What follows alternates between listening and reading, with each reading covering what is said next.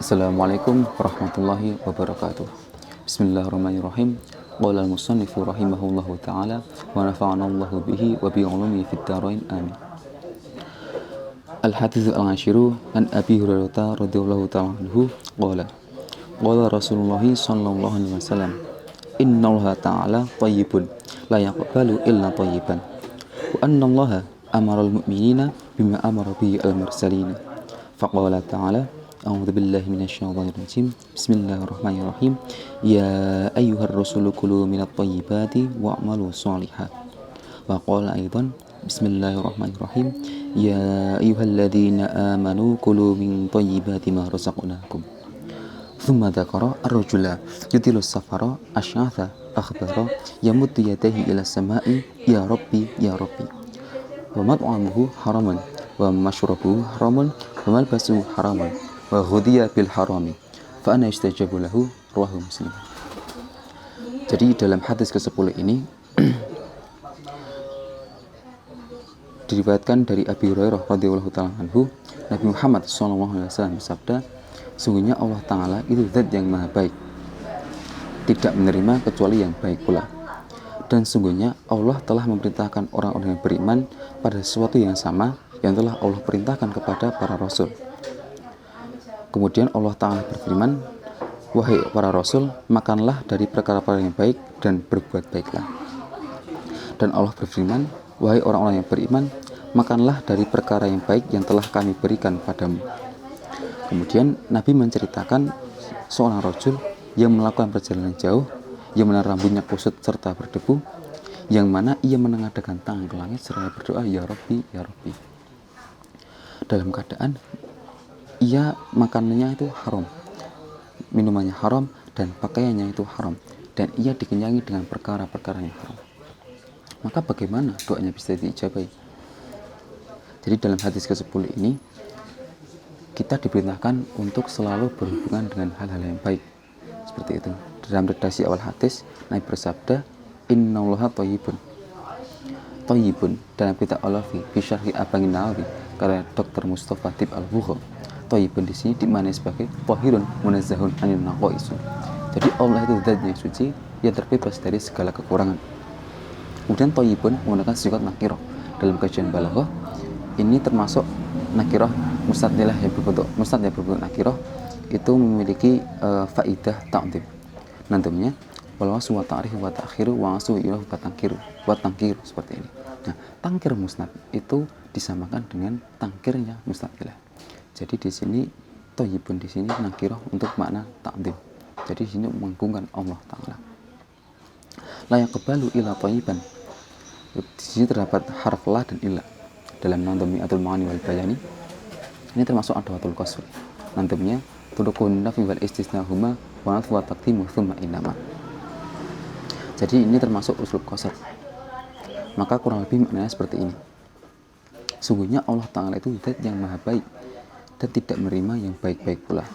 Nah, yang baik-baik pula atau lafaz thayyiban di sini dalam kitab Al-Wafi fi syarhi Abangin Nawawi, thayyiban di sini dimaknai sebagai amal dan amwal yang terbebas dari mafsadah, atau bisa disebut sebagai amal dan amwal yang halal seperti itu. Karena Allah itu zat yang maha baik, maka Allah hanya menerima yang baik-baik saja. Jadi yang baik-baik saja di sini adalah yang baik-baik atau yang halal seperti itu. Wa annallaha amaral mu'minina bima amara bihi al-mursalina. Allah telah memerintahkan kepada orang-orang yang beriman pada sesuatu yang sama yang telah Allah perintahkan pada para rasul. Nah, sesuatu yang sama ini dalam kitab Al-Wafi fi syarhi Abangin Nawawi itu dijelaskan sebagai kewajiban untuk makan makanan yang halal seperti itu. Jadi khitabnya disamakan, khitab pada orang mukmin disamakan kepada khitab pada para rasul. Jadi diperintahkan untuk makan makanan yang halal seperti itu. Seperti yang sudah difirmankan Allah dalam Quran Surah Al-Mu'minun ayat 51 dan Quran Surah Al-Baqarah ayat 172. Kemudian setelah Nabi bersabda, Nabi menceritakan keadaan seorang rajul yang mana rajul ini telah melakukan perjalanan yang sangat jauh hingga digambarkan rambutnya itu kusut serta berdebu karena lamanya perjalanan tadi, karena jauhnya perjalanan. Dalam perjalanannya, rajul ini selalu berdoa pada Allah, yamuddu yadayhi ila samai. Yamuddu yadayhi ila samai ini dimaknai sebagai berdoa pada Allah. Jadi selama perjalanan ia selalu berdoa kepada Allah, wahai Tuanku, wahai Tuanku. Nah, wa matamu haraman. Di sini wawunya menggunakan wawu hal. Wawu hal dalam nadom Qaidul I'rab wawu lil afi wal hal taqa. Jadi wawu hal di sini menjelaskan keadaan rajul. Dalam perjalanannya rajul ini setiap harinya mengkonsumsi makanan yang haram, minuman haram, pakaian haram, dan ia selalu dikenyangi perkara yang haram.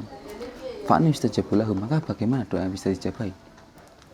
Dalam kitab Al-Wafi fi Syarhi Al-Baghawi Nawawi tadi terdapat 3 golongan yang doanya mustajab bila syakin fihinna, tidak ada keraguan dalam mustajabannya.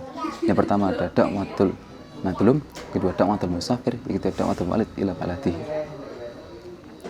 Nah, maka da'watul musafir ini tidak diijabai, dalam konteks ini tidak diijabai karena ia dalam perjalanan tadi mengonsumsi makanan yang haram. Maka dapat kita ambil sebuah pemahaman, percuma kita termasuk golongan orang-orang yang dijabai doanya, akan tetapi dalam kesehariannya kita masih berhubungan dengan sesuatu yang haram, maka itu mencegah doa kita dijabai Allah Subhanahu wa taala. Maka sebaliknya ketika kita termasuk golongan orang-orang yang dijabai doanya, akan tapi kita selalu berhubungan dengan hal-hal yang halal, maka ada potensi doa kita masih bisa diijabai oleh Allah Subhanahu wa taala. Jadi dalam kesimpulannya terdapat 2 poin di sini. Yang pertama itu kita diperintahkan untuk makan yang halal, baik itu berupa perbuatan, baik berupa harta benda, ucapan, dan itikad seperti itu. Nah, kenapa kita harus berhubungan dengan halal? Agar doa kita dapat diijabai oleh Allah Subhanahu wa taala. Ini sekian dari saya. Wallahu a'lam bishawab. Wassalamualaikum warahmatullahi wabarakatuh.